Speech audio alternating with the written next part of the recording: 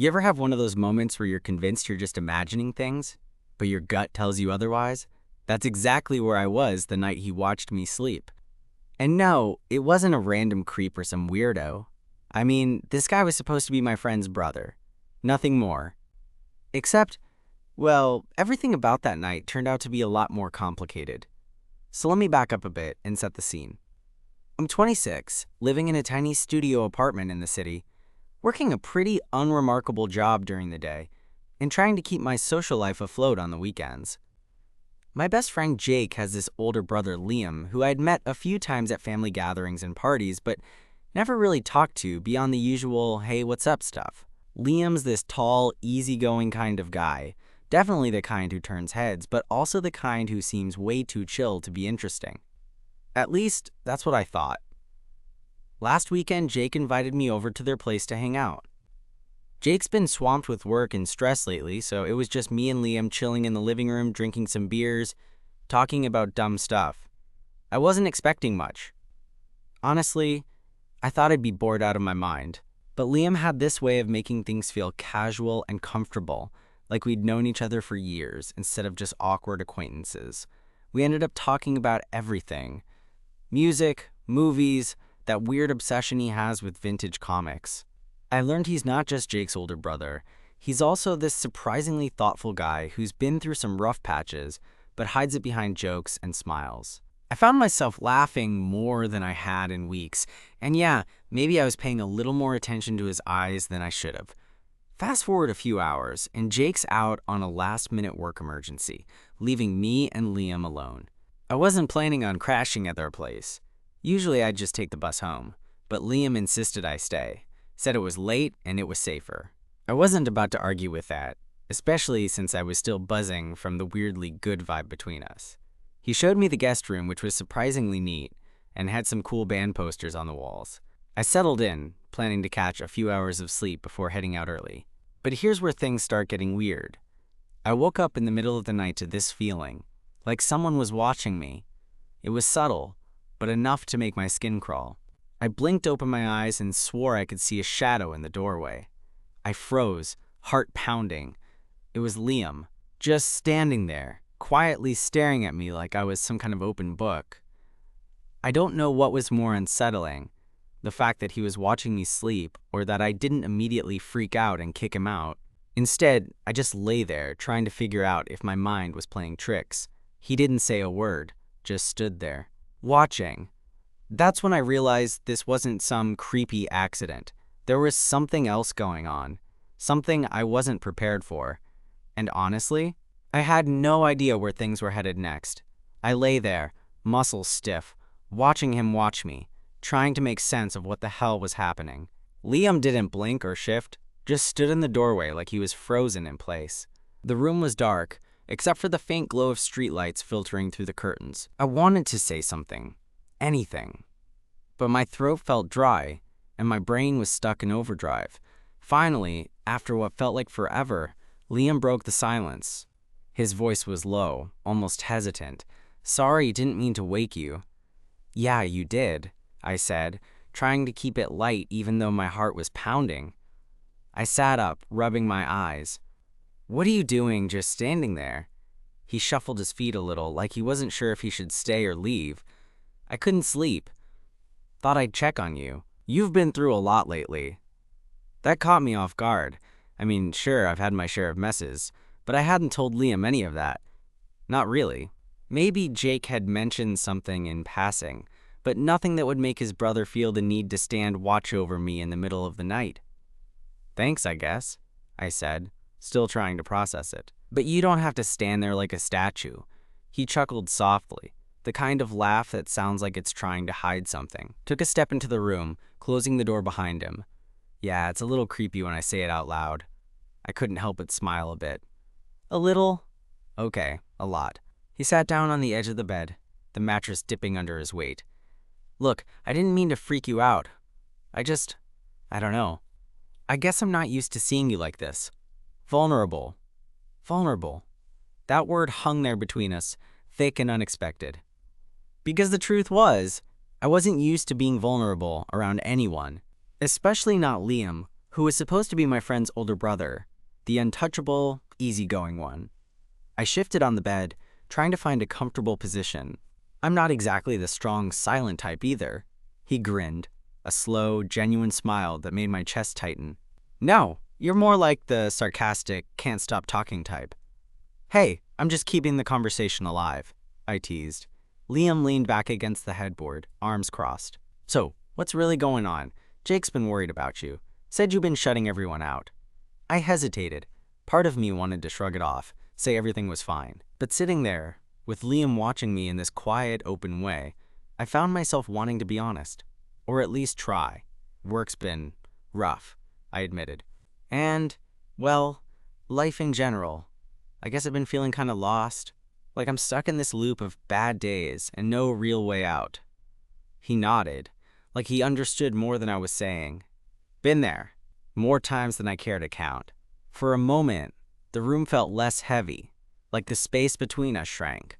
I realized I wanted to hear more about him, about what made him say he'd been through rough patches too. But before I could ask, my phone buzzed on the nightstand. I glanced at the screen. It was Jake. Sorry, man. Work got moved up. Can't come back tonight. I showed Liam the message. Looks like it's just us. He shrugged, a little smile playing on his lips. Guess so, if you don't mind the company. I didn't. The next hour passed in a strange kind of calm. We talked about everything and nothing. Favorite movies, dumb childhood stories, the kind of music that defined us. I learned Liam had been trying to find his footing after dropping out of college, dealing with some family drama Jake never really mentioned. It felt good to talk. Better than I expected. Eventually, Liam stood up and stretched. I should probably head back. Don't want to keep your guest room hostage. I laughed, a real easy laugh. You're not a hostage. You're more like a surprise roommate. He grinned. I'll take it. When he opened the door to leave, he paused. Hey, if you ever want to hang out again, just let me know. Not just when Jake's around. I looked up, caught his eyes in the dim light. I'd like that. He nodded, then disappeared down the hall. I lay back down, heart still racing, but in a different way now. Watching Liam stand there earlier had unsettled me, sure. But talking to him, that had stirred something else entirely. Like maybe this wasn't just about being friends with my friend's brother anymore. And honestly, I wasn't sure where it was going, but I was curious enough to find out. The next morning, I woke up feeling a little off, like the night before had shifted something in the air, but I wasn't quite sure what yet. I was still half dragging myself out of bed when my phone buzzed again. This time it was a message from Liam. Simple. Coffee? My treat. I hesitated for a second, partly because I wasn't exactly Mr. Early Bird, and partly because, hell, I wasn't sure what meeting up with Liam outside of Jake's orbit would mean. But I didn't want to overthink it, so I shot back, sure, let me finish getting ready. We met at this little cafe a few blocks from his place. It was the kind of place with more plants than people, and the smell of fresh espresso hung thick in the air. Liam was already there when I walked in, sitting by the window with a half smile and a book in one hand. For a second, he looked so casual, so normal, like any guy you might run into on the street. When he saw me, he closed the book and stood up. Morning, sleepyhead. I laughed. You're not exactly a morning person either. True, but I'm better at pretending. We grabbed our coffees and found a booth in the corner, away from the morning rush. The first few minutes were a little awkward. We were both feeling out the space between us, trying to figure out how much of last night to bring up without making it weird. So I said, stirring my coffee, how often do you watch your friends sleep? Asking for a friend. He smirked. Not often, but sometimes you just can't stop thinking about someone. I caught the hint in his voice and raised an eyebrow. Oh yeah? And who might that be? Maybe someone who's more complicated than they let on, Liam said quietly. Someone who hides behind jokes but probably doesn't want to be alone. I felt a little heat spread across my face. Sounds like you're describing me, he shrugged, a little smile tugging at the corner of his lips. Maybe. We fell into a rhythm after that, talking more freely. It was like peeling back layers, slowly, carefully. Liam shared stories about growing up with Jake, about the pressure to always be the cool older brother, even when he didn't feel like it. I opened up about the weight I'd been carrying, work stress, feeling stuck, and the loneliness that creeps up when you think no one really gets you. At one point, Liam reached across the table, brushing his fingers lightly against mine. It was the kind of touch that's so small but feels like it's rewriting the rules. "Hey," he said softly, "I'm glad you stayed last night." "Me too," I admitted, "though I still can't figure out why you were watching me sleep." He laughed, a little embarrassed. "Yeah, that was weird. I guess I just wanted to make sure you were okay. I guess I'm protective." "Protective, huh?" I teased, leaning closer. "Should I be worried?" He grinned. "Depends on how you feel about it." The conversation took a turn then, the kind where words get heavier and the air thickens with something unspoken. I realized I was staring at him more than I should, noticing the way the light caught his eyes, the way his lips twitched when he smiled. We ended up walking around the neighborhood after coffee, just wandering without a plan. Liam told me about a band he was obsessed with, and I made a joke about how terrible my taste in music was. It felt easy, like we'd known each other longer than a few days. Later, when we stopped at a park bench, he looked over at me and said, "You know, I wasn't sure about all this at first. Hanging out like this, with you. But now, I don't want it to stop." I felt the same way. Me neither. From that moment on, things started to change between us. Not overnight, but in the little ways that build up. The shared glances, the lingering touches, the way texting him became the highlight of my day. But there was always this undercurrent of tension, because Liam was still my friend's brother, and I wasn't exactly sure where this was headed or how Jake would react. One evening, a few weeks later, Jake finally came back into town. The three of us ended up at a bar, and I could feel the eyes on me when Liam and I shared a smile across the room. I wondered if Jake noticed it too, or if he was just glad to have his brother and me in one place again. After the bar closed, Liam walked me back to my place. The city was quiet, and the streets glowed under the streetlights. When we reached my door, he stopped and looked at me with those eyes that always seem to see everything. "Can I be honest?" he asked. "Always." He took a deep breath. "I don't want to keep pretending I'm just your friend's brother. I want to be more than that. If you're okay with it." My heart was pounding, and for a second, I thought all my carefully built walls would crumble. "I'm more than okay with it," I said. That night, for the first time, I let myself believe that maybe this unexpected connection, starting with a weird night and 1,000 little moments, could be something real. Something worth fighting for. And honestly, I can't wait to see where it goes from here. After that night at my door, things between Liam and me shifted in ways I hadn't really expected. We started spending more time together. Sometimes it was casual, like grabbing dinner or watching whatever show we were both too lazy to pick off Netflix. Other times, it felt like we were quietly building something more solid, even if neither of us was rushing to put a label on it. One Saturday afternoon, Liam invited me over to his place. Jake was out with some friends, so it was just the two of us. The way he smiled when I showed up, like he'd been waiting, made my chest tighten. We grabbed a couple of beers and settled into the couch. The usual banter turned to something softer, a little slower. We talked about dreams, regrets, the stuff you usually keep tucked away. "I always thought I had my life figured out," Liam said, twisting the ring on his finger nervously. "But the truth is, I've been scared to really go after what I want. I wasn't sure what that even looked like." I nodded, understanding more than I expected. Sometimes it takes someone else showing up to shake things loose. He looked at me, eyes searching. "Maybe you're that someone else." Before I could process it, he leaned in, and our lips met. It was tentative at first, a question more than a statement, but then it deepened, and all the walls I'd built around myself started to crumble. I felt like I was finally home. Over the next few weeks, we kept things quiet. Not because we were ashamed, but because we both wanted to feel it out without the pressure of other opinions. Still, the secret hung between us, a delicate thread. I wondered how Jake would take it when, or if we told him. One evening, Liam came over unexpectedly. I was working late on some project, eyes glued to my laptop, when I heard the soft knock. He slid inside without waiting for an invitation, carrying a takeout bag and that familiar mischievous grin. "I brought dinner," he said, setting the bag down. "Thought you could use a break." I smiled, grateful. We ate in comfortable silence. the kind that only comes with knowing someone well enough to just be. Afterward, Liam curled up next to me on the couch, his head resting against my shoulder. "I miss this," he murmured. "Just being with you." I tightened my arm around him. "Me too." But the quiet moments couldn't last forever. Eventually, the question had to come up. When do we tell Jake? I remember the night we finally sat down with him. It was tense at first.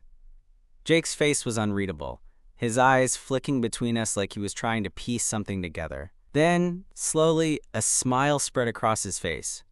"You two look good together," he said. Honestly, I was hoping this would happen sooner rather than later. Relief flooded through me, and Liam squeezed my hand. It was like a weight lifted, all the unspoken fears finally put to rest. From there, everything felt more real. We stopped sneaking around, started being open about us. The way Liam looked at me, the way he held me, it was clear this was more than just a fling. It was something worth holding on to. One night, as we lay tangled in the sheets, Liam whispered, "I'm glad I watched you sleep that night. It led me to you." I smiled, heart full. Me too. And honestly, I don't think I'll ever forget that moment. The night a friend's brother became the person I couldn't imagine life without. Things felt different after that night, like the universe had shifted just enough to let us step into something real without looking back. Liam and I settled into this rhythm, not perfect, but ours. We weren't shouting it from the rooftops, but we weren't hiding either. It was a quiet kind of normal that I didn't know I needed. But, as with any story worth telling, it wasn't all smooth sailing. One afternoon, about a month after Jake gave us his blessing, I got a text from Liam. "Can we talk? In person?" No explanation, just those words hanging there. I felt a knot in my stomach, but told myself to stay calm. We met at the park near my place, sitting on a bench under the fading light of early evening. Liam looked off, distracted, like he had something heavy on his mind. "Hey," I said softly, nudging him. He sighed, running a hand through his hair. "I've been thinking a lot about us, about how fast everything's been moving." "Fast?" I echoed. "I thought things were slow, taking baby steps." He bit his lip. "I guess. I mean, I wanted this, really wanted it, but I'm also scared. Not just of what people think, but of what it means for me, for us." I nodded, understanding more than I said. Being with Liam meant stepping into a new version of myself too. Being vulnerable wasn't my strong suit. I'm scared too, I admitted, but that doesn't mean we shouldn't try. He looked at me then, eyes searching. "What if it doesn't work out? What if we mess up everything?" "That's the risk," I said honestly, "but it's a risk I'm willing to take." We sat there for a while, the city buzzing around us but somehow feeling miles away. Then Liam reached out, taking my hand. "Okay, let's figure this out together." That night, back at my place, the tension eased a bit. We talked for hours, laying out fears and hopes. It wasn't all sunshine, but it was honest. And that honesty felt like the foundation we needed. The next few weeks tested us in ways I hadn't anticipated. Work got busier, and the stress started creeping back in. I noticed Liam retreating a little, pulling away when I needed him most. One night, after a long day, I found him sitting alone on my couch, staring out the window. "Talk to me," I urged. He hesitated before answering. "I'm just overwhelmed. I want to be there for you, but sometimes I feel like I'm drowning in my own stuff." I sat down beside him, wrapping an arm around his shoulders. "We don't have to do this alone." He leaned into me, letting out a shaky breath. "Thanks." I needed to hear that. That moment, simple and raw, reminded me why I was willing to navigate the messy parts. Because love, real love, wasn't just about the good times. It was about showing up even when it was hard. One Saturday, we went to a small art show downtown. Liam had this soft spot for local artists, and I tagged along, mostly because I liked how passionate he got talking about colors and shapes. While we wandered through the exhibits, I caught him watching me more than the paintings. He smiled when I noticed. "You're distracting," he joked. I grinned back. Flattered. We ended the night walking through the city streets, the lights sparkling like stars fallen to earth. Liam slipped his hand into mine, fingers intertwining easily. "I never thought I'd find this," he said quietly. "Not just someone to be with, but someone who gets me." I squeezed his hand. "Me neither." But then came the day the past showed up uninvited. Jake called me one evening, his voice tight. "Can we talk?" "It's about Liam." My heart skipped a beat. I agreed to meet him the next day at a cafe. Jake looked serious, uncharacteristically so. I didn't want to say anything before, but Liam's been dealing with some stuff. Stuff he's been hiding. "What kind of stuff?" I asked, concern gnawing at me. "Depression, anxiety." "He's been seeing a therapist, but it's been rough. I felt a rush of emotions, concern, empathy, protectiveness. Why didn't he tell me?" Jake shrugged. "He's scared. He doesn't want to burden you." That night, I sat with Liam, sharing what Jake told me. He looked vulnerable in a way I hadn't seen before. "I'm sorry I didn't tell you," he whispered. "I didn't want you to see me like that." I shook my head, brushing a stray hair from his face. "I want to see all of you, the good, the bad, everything. We're in this together." He smiled, tears glistening. "Thank you for staying." And I meant it. No matter what came next, I wasn't going anywhere. Because this, whatever it was between us, was worth every challenge, every fear, every moment of uncertainty. Love isn't perfect, but sometimes it's perfectly messy, and that's where the real beauty lies.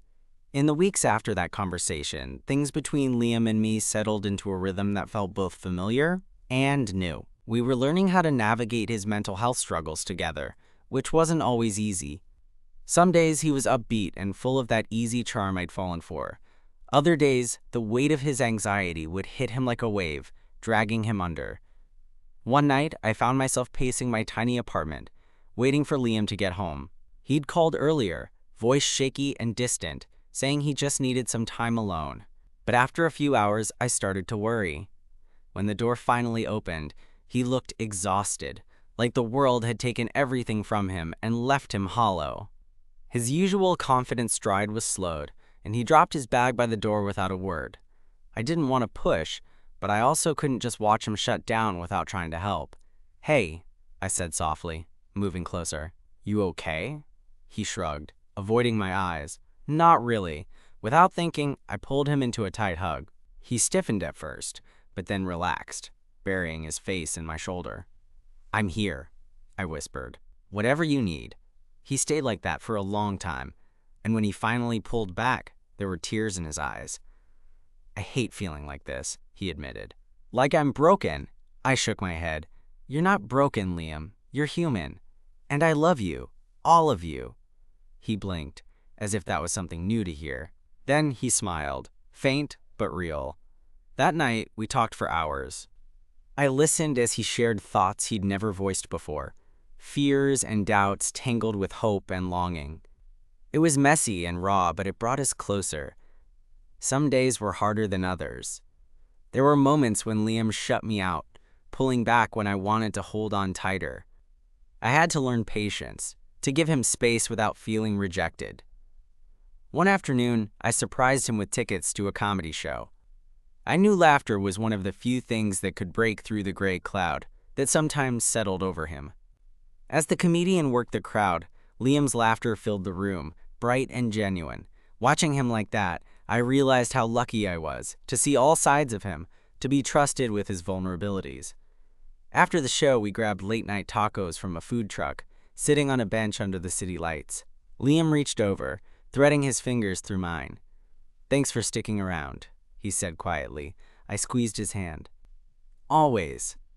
But as much as things were growing between us, there was still that unspoken question hanging over. What would Jake think now? After all, Liam was still his brother, and Jake was my oldest friend. One evening, over beers at Jake's apartment, I decided to bring it up. So I started, trying to sound casual. "How do you really feel about Liam and me?" Jake looked up from his phone, surprised. Seriously? Dude, I'm happy for you guys. Liam deserves someone who gets him, and I can tell you do. I nodded, relief washing over me. I just didn't want to mess things up. Jake smirked. You're not messing anything up. If anything, you're making him happier. That was all I needed to hear. Of course, no relationship is without its curveballs. A few weeks later, Liam got a job offer in another city, one he couldn't turn down. It was exciting but terrifying at the same time. We spent nights talking about what that meant for us, for everything we'd built.